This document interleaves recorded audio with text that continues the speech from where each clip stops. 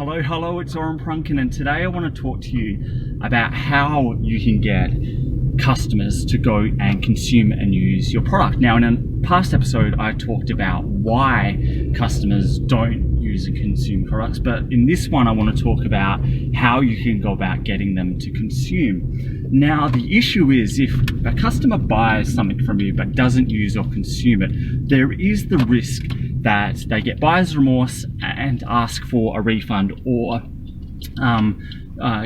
give some sort of negative reaction to your brand, whether it is the refund or by going out and giving public feedback around it. Now, I also want to put a caveat to say that based on that last episode I did, even though they have purchased a product, they don't necessarily need to use it to get value from it.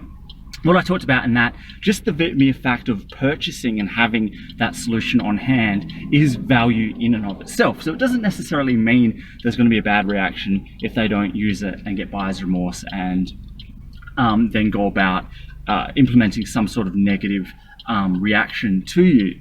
Now, having said all that, there are a couple of ways that I've found over the years that help customers go and use and consume your product. Now, two of them are going to be pretty self-explanatory and pretty obvious, but because they're so obvious, a lot of people miss them, and I certainly have missed doing these in the past because they seem so obvious.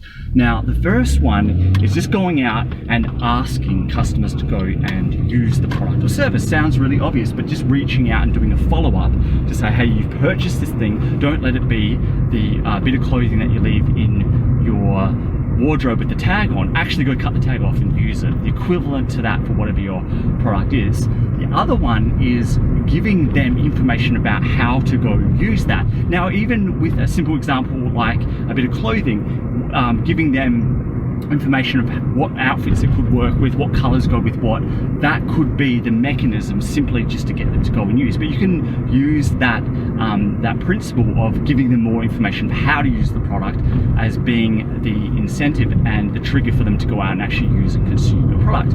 Now, the other two that I've found work really well are based on a principle, psychological principle called commitment and consistency, and that principle goes and says something, to the equivalent of the following: that if someone goes and does some sort of action or believes in some sort of action, some sort of thought, all of their subsequent thoughts or actions are then going to be consistent with that first commitment they made.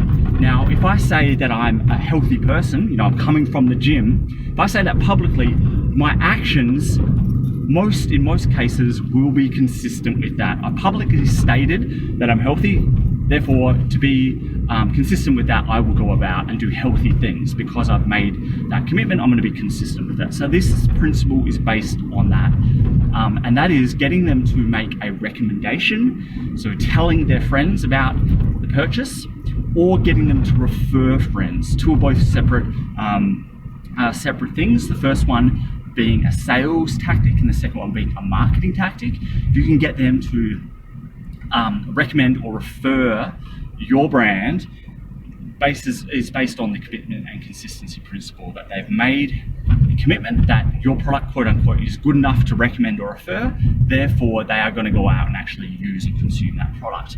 So there you go, 4 different, very simple, some obvious, some not so obvious ways that you can go about getting customers to use and consume your product if they haven't done so.